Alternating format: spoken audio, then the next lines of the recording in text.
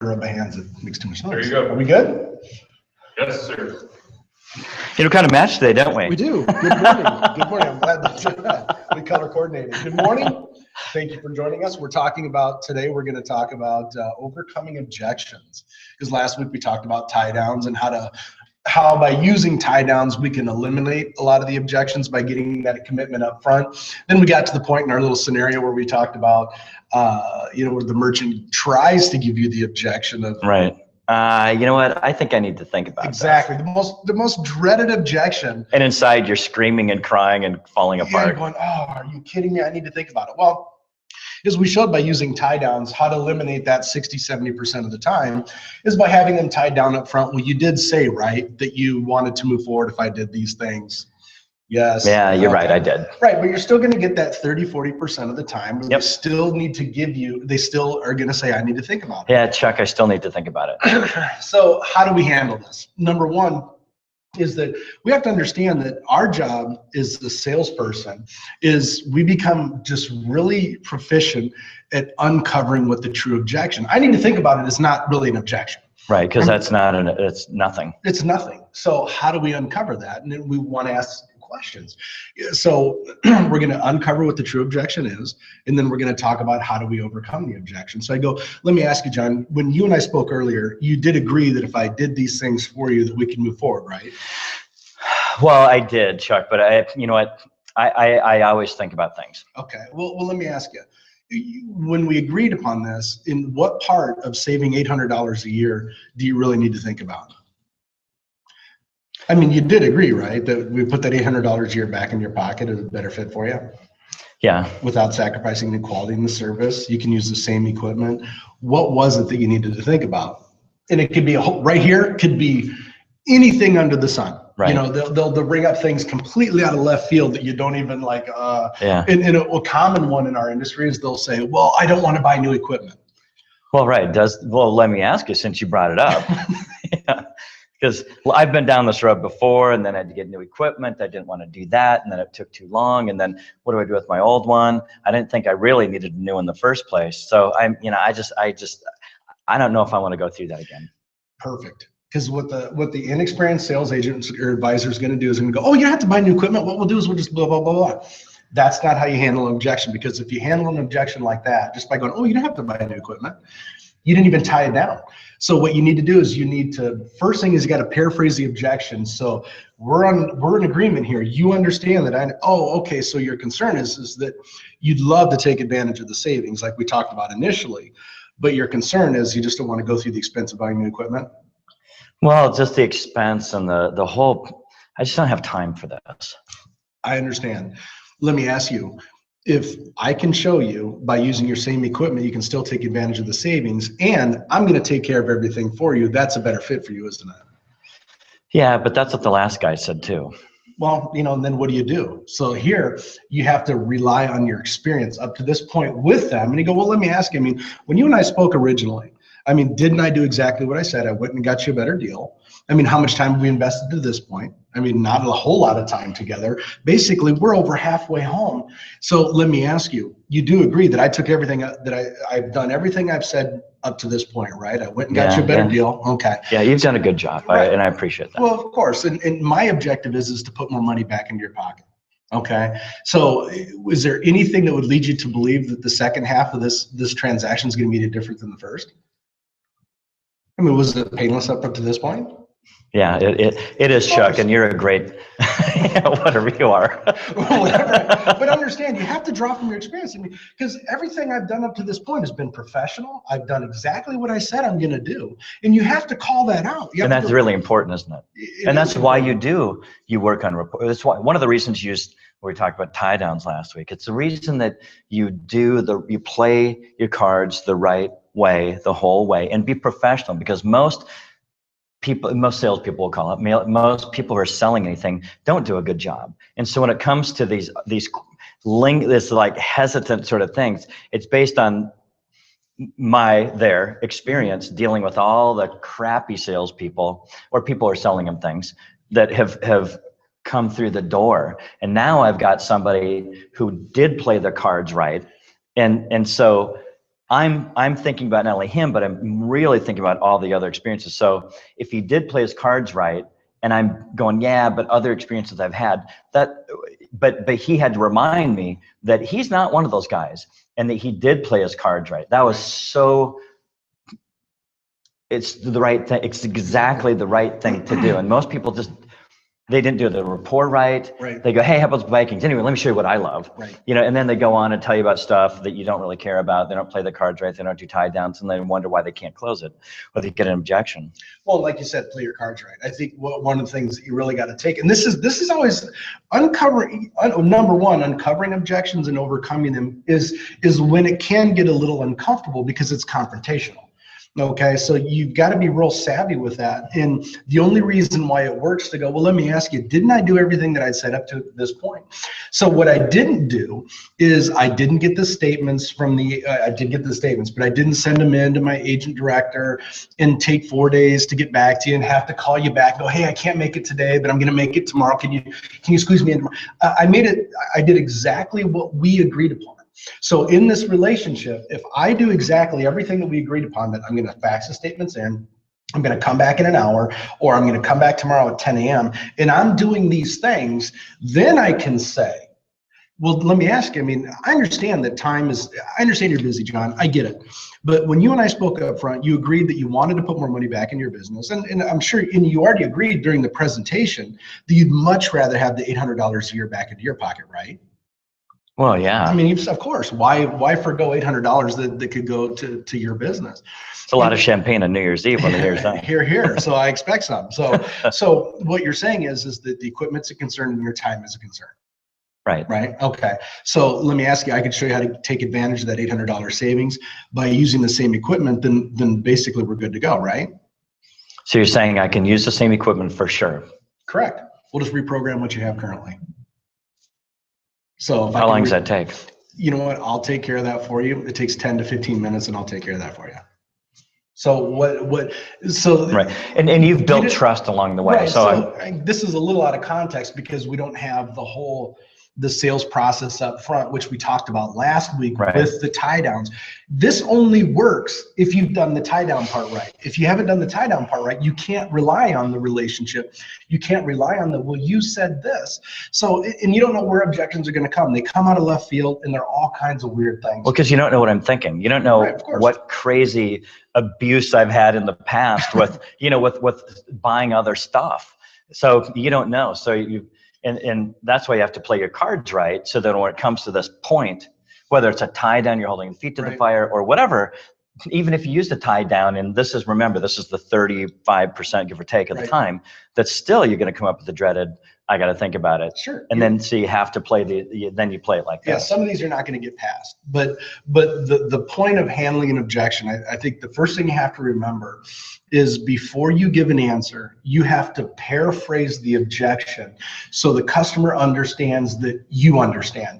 And earlier I said, oh yeah, we're going to have to buy new equipment. Don't worry about it. That's not the right way to go about it, because then if it's that easy, they're going to go right into, well, I still need to think about it. Mm-hmm. So what I do is I paraphrase it, and then I bring in a tie down with it. I go, okay, so your concern basically is that you've gone through, sounds like you bought equipment you didn't need in the past. And I think I have. Okay, well, you may have. I mean, I don't know what you had before, but what you have now is good. So you'd love to take advantage of the savings, but you just don't want to go through the hassle of buying new equipment.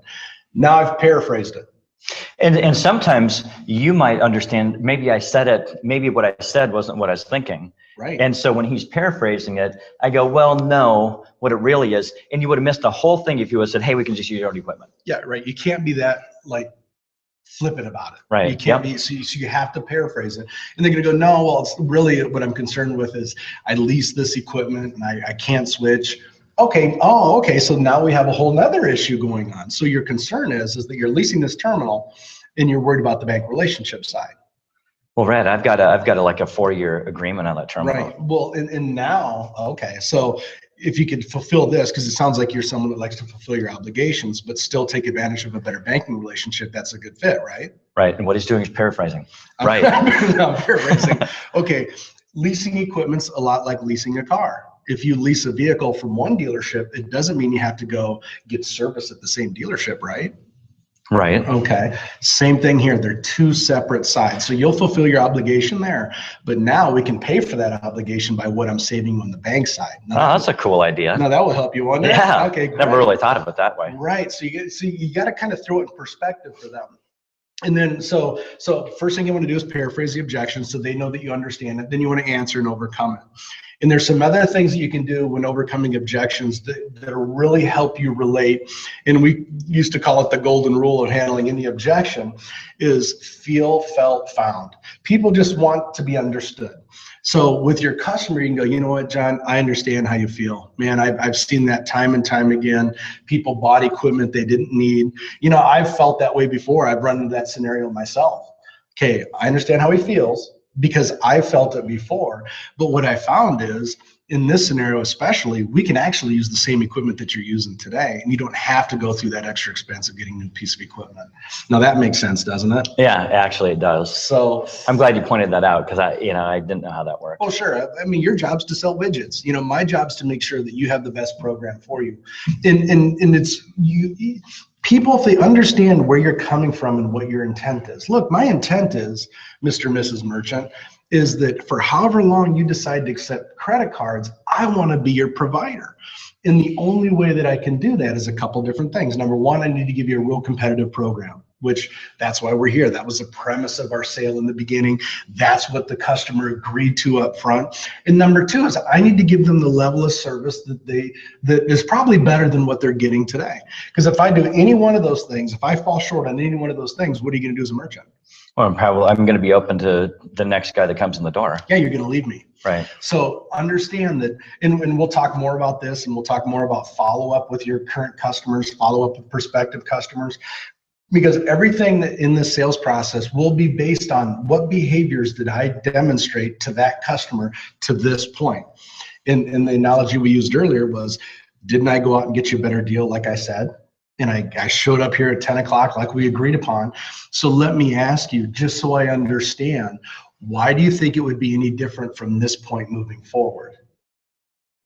Right, because he's built trust to this point, and I think, well, because that's people assume that it's going to be more. So to your point, if you missed the meeting, you didn't do like, oh, I'm going to send this right after my underwriters. Oh, I guess that didn't work. Oh, da da da da. That doesn't build trust. No. If you must, and that's why you want to. You don't want to say I'll be back in 20 minutes when it's going to take 22. Right. Because if you're back in 22 minutes, you're only 2 minutes off. That's just 2 quick rounds of the clock, right? But you look like a liar. Right. Exactly. And it crushes trust because they've seen people like you come and go their whole life, and you're just another one. We show up, you play your cards right, you do it right, you build trust, you use a tie down, which is a professional and right thing to do. Right. And when you do it, that builds more trust because they see that you're real, which there aren't many real people in the world. And then when they do balk, you go, I understand what you're talking about. Let me ask you, you did say you hold their feet to the fire. I still have to think about it. And then you paraphrase, which builds in comfort and clarity. It's like gives me clarity, which gives me comfort. And that's when they say people buy from emotion. Now I'm feeling emotion, like trust. Trust is nothing except emotion. Right. So I'm buying on emotion. So Chuck has done the things. He's played his cards right. He's been professional. He used a tie down, which is a smart thing to do, not an aggressive, wrong thing to do. And then he held my feet to the fire. We moved forward. I came up with a dreaded, I have to think about it. He paraphrased, which he probably practiced more than once. And then I go, yeah, that makes sense. And I may come up with a couple different questions that, as you saw, he had to paraphrase a couple. And then it's like, and then he paraphrased, added a tie down. So let me ask, so what you're saying is this. So if then we could do these things. Then you bring it in, if I could, would you? Okay. Exactly. So paraphrase, if I could, would you? Then we can move forward then? So you could actually, if you were like scientific, you could diagram this out. Of course. And you could put in as many of these paraphrasing objections. And it takes a little digging. I mean, that's because I need to think about it. I mean, that is such a. Go ahead. No. because you're going to get that. Even Yeah. I need to think about it. Well, let me ask you, what part about it do you really? Your need to Aunt think Tilly about? is going to have to frickin' think about it. Everybody says that. It's the most. I've said it. Yeah. I need to think about it and just looking. You know, you've said this. Yeah, no, I was just taking a look, No, seeing what you just could do. looking, just looking. I know dang well I'm coming in for a new pair of skis today, but what do I say? No, I'm just looking. So a real good salesperson is going to be able to work around that. Well, you know, if it was I was just looking, I'd go, well, let me ask you, what are you looking for? And then, well, I'm looking for a pair of skis. Yeah. And I experienced this weekend with my daughter. I was going to buy her skis, and I walked in. The guy goes, "Hey, can I help you?" And I go, "Oh, we're just looking." And the guy walked away. Yeah. And then so we kept looking, and another guy came over and he goes, and I had my 14-year-old daughter with me, and he goes, "Can I help you?" And I go, "Ah, we're just looking." He goes, "Well, let me ask you, are you looking for you or your daughter?" Uh-huh. And I went, Does it make you want to do business with the guy? I did do business with the guy. I bought a new pair of skis. with Right. him, so And he got the comment, the other guy, just lack of asking a this, question. the guy was off asking someone else, or getting shunned off by someone else. Instead of just Right. So you got to dig in. If they go, I need to think about it. Well, let me ask you, you did agree, right? Yes, but I still need to think about it. Okay, what part of putting this money back in your business do you really need to think about? And they go, I still need to think about it. Let me ask you, do you have concerns regarding your equipment? So what are you doing? I'm digging in. Right, you're digging, 'cause this is my the discovery to Because find I keep true giving the objection. same thing. I keep saying, yeah, but I just got to think about it, man. There's I just got something else in there. Right. So what Chuck is doing now is not going, hey, yeah, you go ahead and think about it, because I don't know what to say. He keeps asking, well, is it this? So what he's going to do here now with me is go, is it this? Is it that? Is it this? Is it that? Let me ask you, are you concerned about maybe time frame it takes to get the deposits into your account? No. How long does it take? Should I be? No, it's 24 to 40 hours, just like it works today. Okay. So No. is it an equipment concern? Well, last time I got it reprogrammed, I was down, like the guy, he unplugged it and then left, and it was like 3 days. I didn't know what to do with my money. Okay, so your concern is downtime. Yeah. Okay, so what you're saying is that if we can get this done in a timely fashion, we don't have that downtime, you'd love to take advantage of the opportunity. Well, yeah, but what if you can't? What if there's some technical difficulty like I experienced before? And I don't know what it was, but it sure was stressful for me. Well, of course. Number one, I'd like to do it during off hours. That way, if there's anything that comes up, we can handle it instead of, you probably wouldn't want to do it if you're a restaurant. You don't want to do it during lunchtime, right? Oh my God, no. No, because you blow up. So, Yeah. so now I've uncovered it. I've uncovered that the concern is downtime. And what do you do when there's downtime? You fix it, and there's ways around that. We can talk about that. But is it this? Is it that? You have to uncover, because people will say, I need to think about it, even though there's a glaring, just true objection back there, but you have to uncover it. So you got to go, is it this? Is it that? Is it this? Oh, now I know what it is. So your concern is, I paraphrase it, your concern is that you're worried about downtime because of past experience. Right. Okay. Then I can overcome it. So what you're saying is, if I can do this without any downtime, obviously anybody would want to put more money back into the business, right? Yeah, but what are you going to assure, even if it's 3 a.m., that if it's down, how am I going to be open for breakfast in the morning? Well, I don't know what situation came up before. I can see the equipment that you use today. It's something that we reprogram, something I'm familiar with. Bottom line, you have some sort of backup if if there's really... a backup, I can have a terminal here. I can have one with me before the download, just in case. And there's a lot of different things we can do. What you'll find is typically you don't have to worry about that, because I'm not going to carry a terminal typically with me, but if I need to, it will. And if it makes sense to make the merchant secure, we'll definitely do that. But even after these, is it this? Is it that? Is it this? You still get. Chuck, I just got to think about it. Okay, now this is kind of a last ditch effort that I've always used in my sales process. I really try to build a lot of rapport. I want to know the merchant. I've done my tie downs. I've done, is it this? Is it that? And if I'm still getting the dreaded, I need to think about it, and I can't get past that, I go, you know what, John, everything that we've talked about up to this point says that, we should be doing business together. You did agree, you wanted to say. I agree. And I like you, Chuck. Right. So, and I appreciate that, because I feel the same way. So can you do me a favor? Just so I avoid making this mistake in the future, can you tell me what it is I did wrong and why we're not moving forward? Honestly, it's still bugging me that you didn't ask me what I wanted in the first place. But you didn't. But that's what, sometimes though, the whole, I need to think, they didn't trust, they didn't like the way you asked them about the Vikings when you first. Maybe Right. Whatever it is. It's just, I need to pray on it. right? Well, you need to pray on it, then, let's do it. Hey, let's sit down and let's go. But you have to understand. Well, and that's true. And some people will, and that's okay. And Right. you know what, and some people, you go, well, fine, let's do that right now then. Yeah, And let's just, so then we're both on the same page.